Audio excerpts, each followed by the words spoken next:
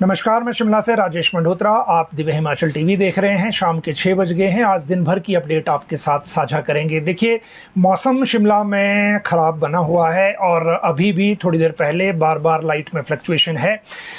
इस बुलेटिन के दौरान कुछ डिस्टर्बेंस उस तरह की हो सकती है, लेकिन हम फिर भी जो आज की अपडेट है वो आपके साथ साझा करेंगे। और मुख्यमंत्री आज, जैसा मैंने आपको कल बताया था कि दिल्ली दौरे पर आज रवाना हो गए हैं। और ये जो दौरा है इस बार सीएम का वो लंबा रहने वाला है, मतलब संडे तक लगभग दिल्ली में मुलाकातें होंगी। पहली बार है कि हिमाचल सरकार एडिशनल मेमोरेंडम दे रही है फाइनेंस कमीशन को। हिमाचल में इससे पहले किसी सरकार ने इस तरह से नहीं किया था। इस बार जो फाइनेंस कमीशन है उसने एक टेंटेटिव शेड्यूल भी दिया हुआ है कि वो कब तक जो है इनको लेकर +2 का जो रिजल्ट है वो भी आ गया है। इसकी बात आगे करेंगे आपके साथ। लेकिन जो अभी सिचुएशन है उसके मुताबिक सीएम अभी गए हैं और जो ये मुलाकातें आगे हम बात करेंगे कि 2-3-4 रादर अलग अलग जगहों पे ये मुलाकातें होने वाली हैं और हिमाचल हित के जो मसले हैं वो इस दौरे के दौरान दिल्ली में उठाए जाएंगे। तबादलों को लेकर नए आदेश आए हैं, वो आपको बताएंगे और फिर बात करेंगे। दिल्ली जाने से पहले मुख्यमंत्री ने जिलों के डीसीज के साथ क्यों बैठक की। कल की बुलेटिन के जो कुछ पॉइंट्स रिप्लाई के लिए रह गए थे, जैसे प्री नर्सरी टीचर भर्ती का शेड्यूल अब आगे क्या है वो बताएंगे आपको। बीआरसीसी इंटरव्यू शेड्यूल क्या है ये भी इस बुलेटिन में बताएंगे। विमल नेगी केस में आज जो बहस हुई, बड़ी लंबी बहस हुई, उसके बाद फैसला क्या हुआ वो बात करेंगे। पेंशनरों पर 3 अपडेट अलग अलग हैं। एक जो राज्य सरकार के पेंशनर हैं उनको लेकर, एक बिजली बोर्ड के पेंशनरों को लेकर और एक एचआरटीसी के पेंशनर्स को लेकर। तीनों की बात अलग अलग बताएंगे। बीपीएल पर आगे क्या हुआ है, तुर्की के सेब पर पीएम को चिट्ठी लिखी है मुख्यमंत्री ने। एचपीयू ने एक स्पेशल चांस दिया है और डे बोर्डिंग स्कूल को लेकर एक अपडेट है। मौसम आप देख ही रहे हैं पूरे प्रदेश में कैसा बना हुआ है। शुरुआत मौसम से करते हैं, उसके बाद सबसे पहले आपको +2 के रिजल्ट की बात बताएंगे, क्योंकि आज जो ये रिजल्ट घोषित हुआ है, इस रिजल्ट से पहले जो रिजल्ट आया था उसमें क्या परिवर्तन हुआ है वो बताना जरूरी है। अभी तक देखिए, जो मौसम की अपडेट है तो जो फोरकास्ट है उसके मुताबिक आज प्रदेश के विभिन्न हिस्सों में बारिश हुई है। कांगड़ा में ओलावृष्टि बहुत जबरदस्त हुई है। हालांकि शिमला के अधिकांश क्षेत्रों से इस तरह की अभी ओलावृष्टि का समाचार नहीं आया है। शिमला में तेज तूफान के साथ बारिश अभी हो रही है और दिन को बहुत सारे शहरों पे ये ऐसा माहौल था कि दिन में ही अंधेरा हो गया था और गाड़ियों को लाइट जलाकर चलाना पड़ा है। तो इस तरह का मौसम रहने अभी है और अगले 24 घंटे में मिड हिल्स तक जो मौसम है वो उसी तरह का देखने को मिलेगा। उससे जो टेम्परेचर में भी फ्लक्चुएशन उसी तरह से आएगी। इसके बाद जो एजुकेशन बोर्ड का रिजल्ट है उसकी बात कर लेते हैं। और आज जो रिवाइज रिजल्ट घोषित किया गया है इसकी जानकारी देना आपको इसलिए जरूरी है क्योंकि कल हमने आपको बताया था कि ये रिजल्ट नए सिरे से बन रहा है, क्योंकि जो इसमें 16 नंबर के क्वेश्चन थे, जो पिछली बार जो पेपर लीक हो गया था उसके कारण जो चेंजेस करने थे वो हुए नहीं। और इनकी जो पेपर चेकिंग है उसमें जो ओएमआर चेकिंग है वो उसी सेटिंग के हिसाब से हो गई जो पिछले क्वेश्चन पेपर के लिए बनाया गया था। तो उसके कारण ये नुकसान हुआ है। अब इस नुकसान में आगे क्या हुआ है, आज जो रिजल्ट आया उसकी बात कर लेते हैं पहले। और इस रिजल्ट में देखिए, जो हमारे सामने अभी रिजल्ट है उस रिजल्ट में थोड़ा सा वृद्धि हुई है टोटल रिजल्ट में। ये मैंने आपको कल भी बताया था कि रिजल्ट इसमें इंप्रूव होगा। और पिछले कल जो रिजल्ट था, पिछली बार जो रिजल्ट था इसमें वो 83.16% था और अब ये बढ़कर हो गया है 88.64%। मतलब ये लगभग 5% के आसपास इंक्रीज हुआ है रिजल्ट।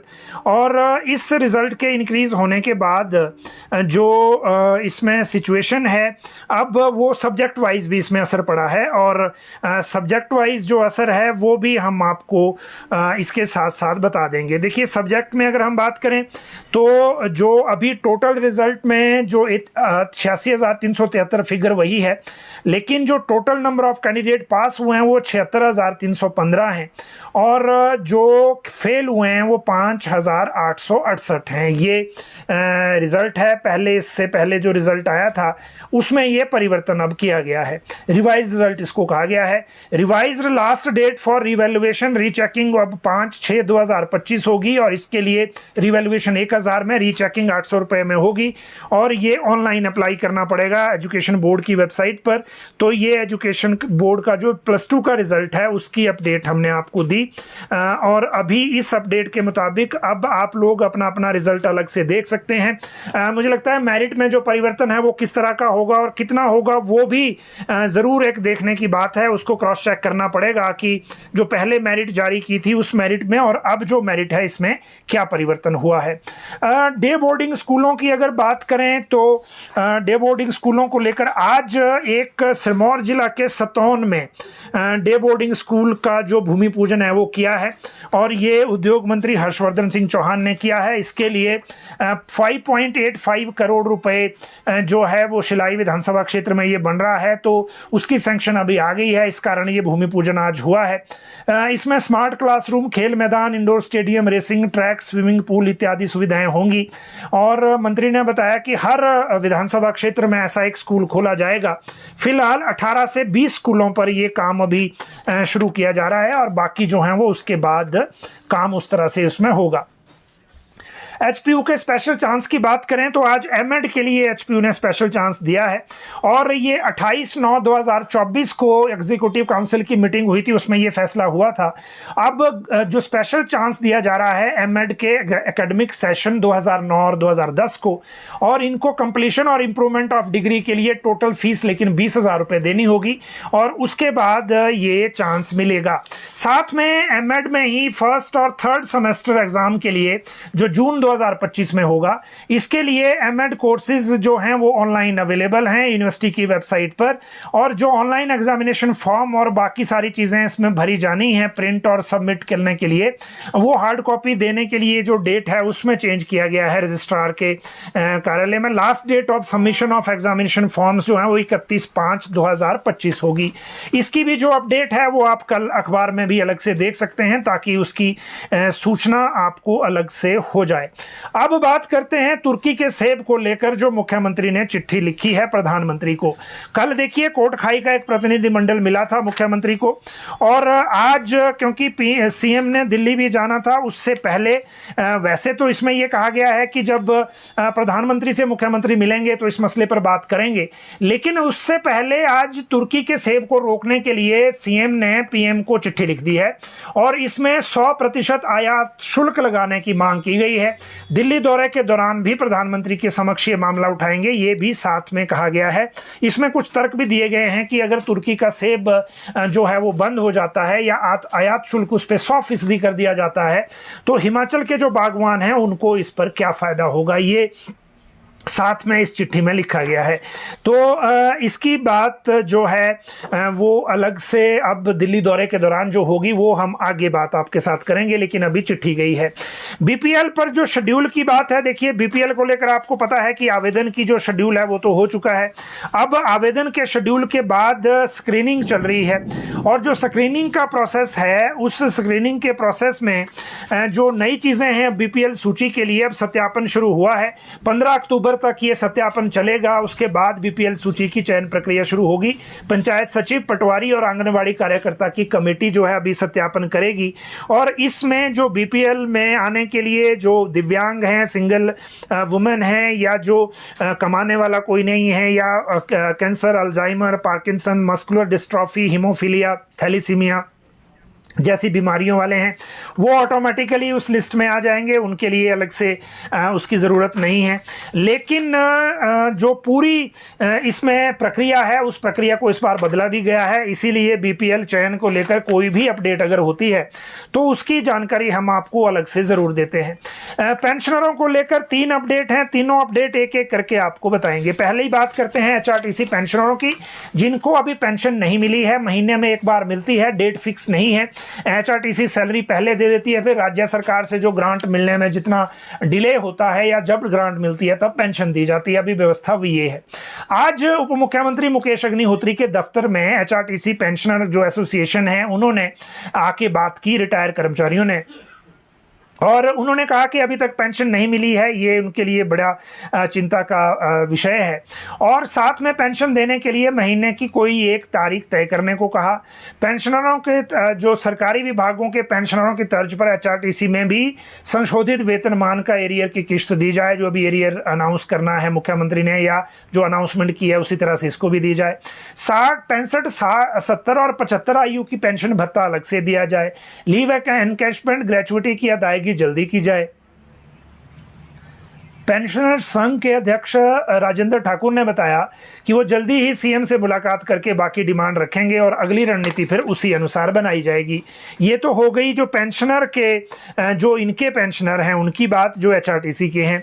अब बात करते हैं दूसरे पेंशनर्स की, और ये जो दूसरे पेंशनर हैं ये हैं आज जिन्होंने धरना दिया अर्की में।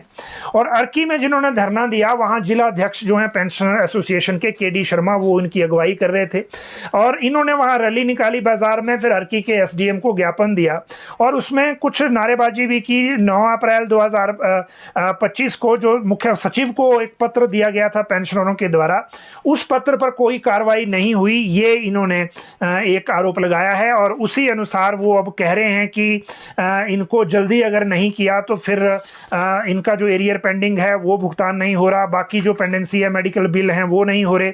तो इन सारी चीज़ों को जल्दी भुगतान नहीं किया तो उनको फिर अपना अगला जो कोर्स है इसमें लेना होगा। ये दूसरी बात है पेंशनर्स की। तीसरी अपडेट है बिजली बोर्ड से। बिजली बोर्ड के पेंशनरों ने डेडलाइन दी है कि 2 हफ्ते के अंदर एरियर का भुगतान होगा तो ठीक है, अदरवाइज वो संघर्ष की राह पे उतरेंगे। और इन्होंने जो इनके बिजली बोर्ड पेंशनर फोरम के प्रदेशाध्यक्ष हैं इंजीनियर AM गुप्ता और महासचिव चंद्र सिंह मंडियाल, इनकी तरफ से ये चेतावनी दी गई है, इसलिए हमने ये भी आपकी जानकारी के लिए इस बुलेटिन में साझा की। अब पेंशनरों के बाद अपडेट करेंगे विमल नेगी केस के फैसले की। आज सुनवाई हुई और ये कल भी इसमें आज के लिए केस लगा था, कल की अपडेट मैंने आपको कल दी थी।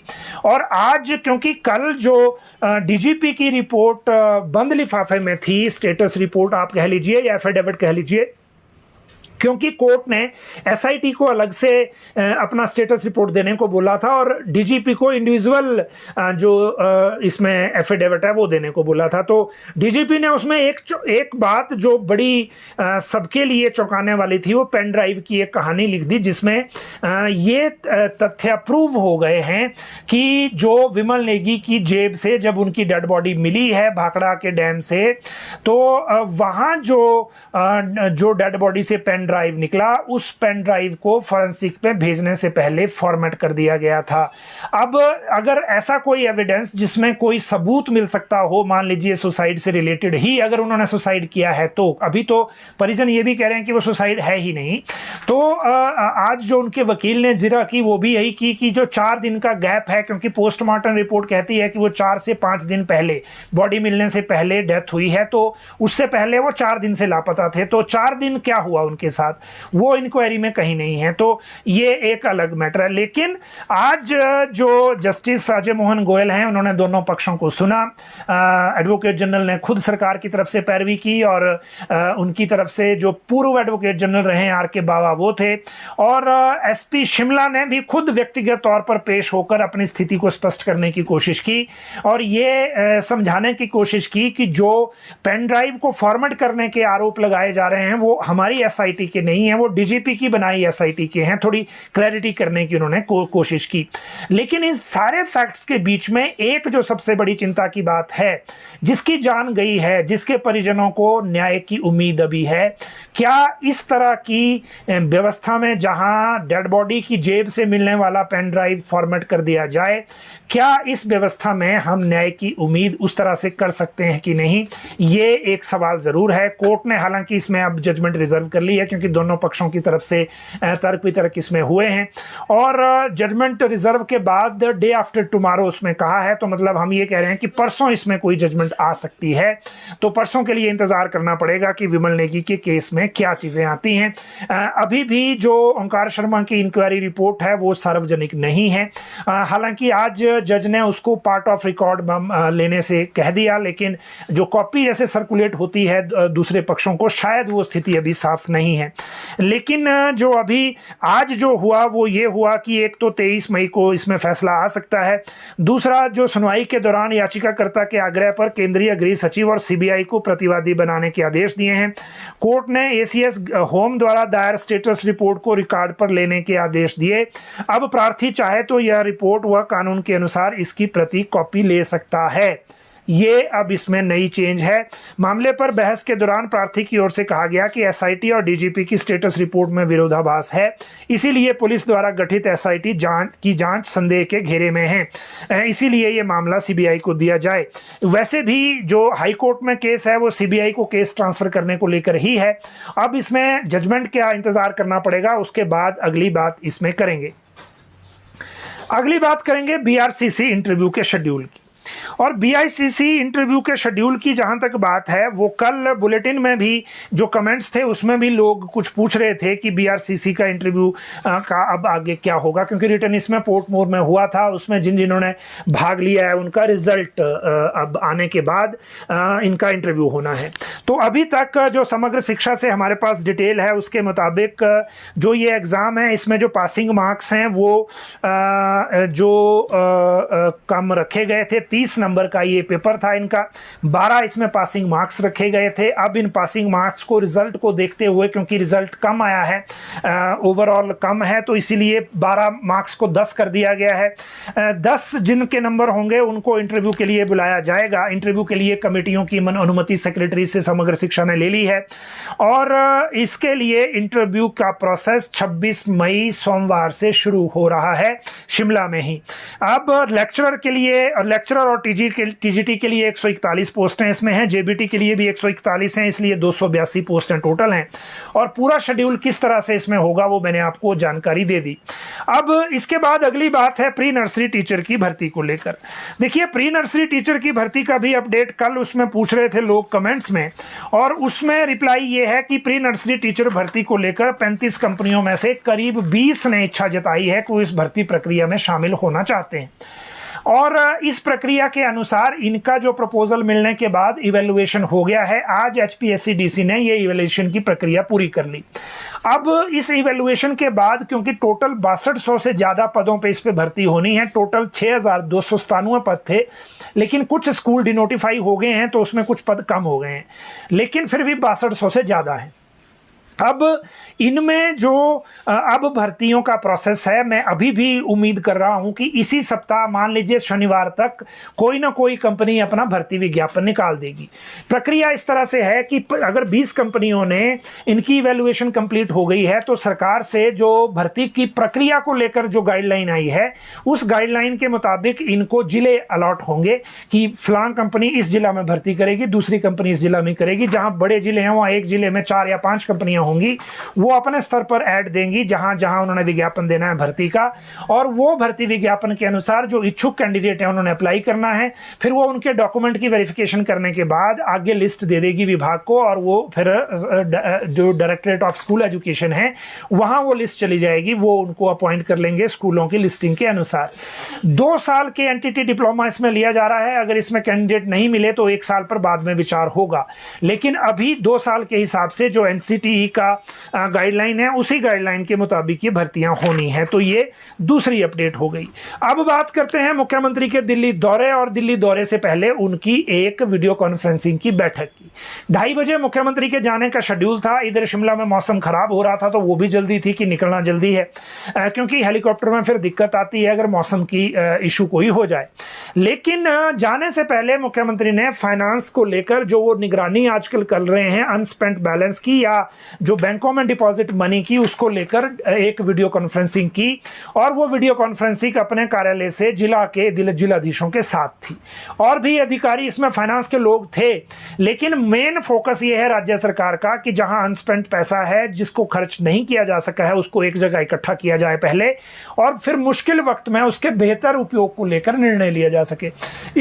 इसमें कितना पैसा इकट्ठा होगा और कितना निर्णय इसमें हो पाएगा वो अलग बात है, लेकिन मैं आपको फिर बता रहा हूं कि अगली सैलरी की डेट आने के बावजूद, नज़दीक है, अब महीना ख़त्म हो रहा है, ऑलमोस्ट हम लास्ट के वीक में जा रहे हैं, लेकिन उसके बावजूद अभी भी हमारे पास देखिए जो अवधि है उस अवधि में अभी भी अभी लोन के लिए अप्लाई नहीं हुआ है। तो इसका मतलब ये हुआ कि ये जो कैलकुलेशन हो रही है, इस कैलकुलेशन में शायद कोई संभावना बन रही हो, जो अनस्पेंट मनी है उसको लेकर कोई जो अगर संभावना बन रही हो तो वो फिर आगे जो इसके उसमें आ जाएगी, और उसके बाद फिर आगे उसमें उसी तरह से डिसीजन होगा। तो ये तो है दिल्ली जाने से पहले की बैठक की।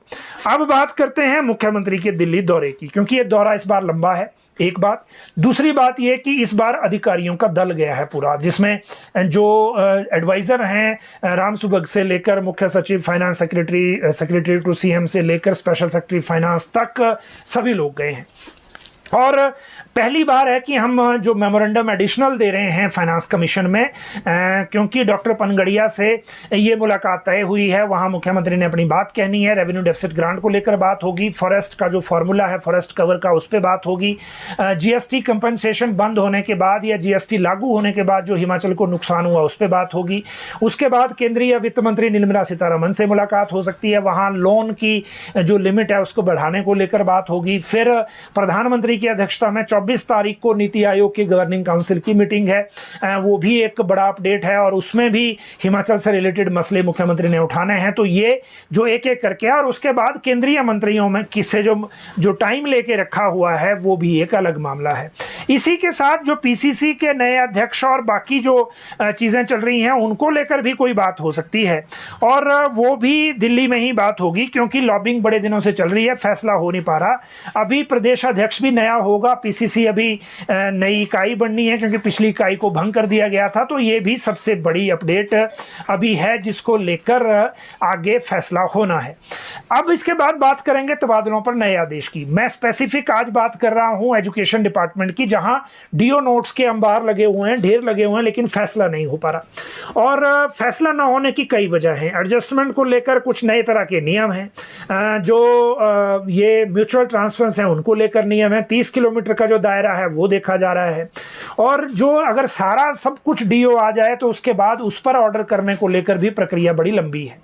इस लंबी प्रक्रिया को मुख्यमंत्री के कार्यालय के ध्यान में आई, उसके बाद एक नए निर्देश जारी हुए हैं।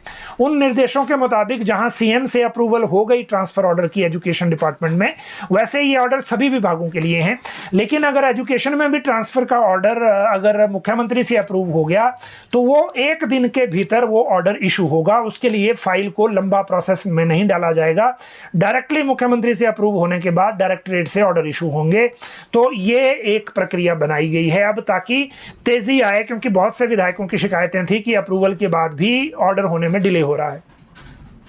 लेकिन दूसरा जो है ऑर्डर वो ये है कि जो इंटर डिस्ट्रिक्ट ट्रांसफर है 5% कोटे की, वो जो ऑर्डर हो भी चुके हैं उनको रद्द करने को सरकार ने कहा है, उनको वापस लेने को कहा है। सरकार ने ये कहा है कि इंटर डिस्ट्रिक्ट ट्रांसफर को लेकर जो 5% कोटे के ट्रांसफर ऑर्डर हो रहे हैं वो वर्तमान सरकार की पॉलिसी के अनुरूप नहीं है, तो इनको फिलहाल कैंसिल कर दिया जाए। तो आज मुझे लगता है एलिमेंट्री या आप कहिए कि डायरेक्टरेट ऑफ स्कूल एजुकेशन से ये ऑर्डर मुझे लगता है विड्रॉ अभी तक हो गए होंगे, क्योंकि इनको रद्द करने के निर्देश दिए गए थे, और इनको जो ये निर्देश थे उसके बाद ये कंप्लायंस भी इसमें मांगी गई थी। तो उसमें इंतजार हमें ये करना होगा कि इन ऑर्डर्स का हुआ क्या फाइनली, लेकिन अभी तक जो सूचना है उसके मुताबिक इनको रद्द करने को ही कहा गया है। तो ये 2 ऑर्डर ट्रांसफर को लेकर हैं जो आज के हैं, और इसी तरह से हमने आपको जानकारी आगे दी। और जो कल की बुलेटिन में कुछ क्वेरीज भी थी वो क्वेरीज भी एड्रेस कर ली। अगर आपके पास भी कोई और इसमें क्वेश्चन है या किसी और मसले की जानकारी चाहते हैं तो इसी कमेंट बॉक्स में करें, ताकि हम इसको देखने के बाद आपके लिए वो इन्फॉर्मेशन जुटा सकें। आप सब लोग लाइव जुड़े, बहुत बहुत शुक्रिया।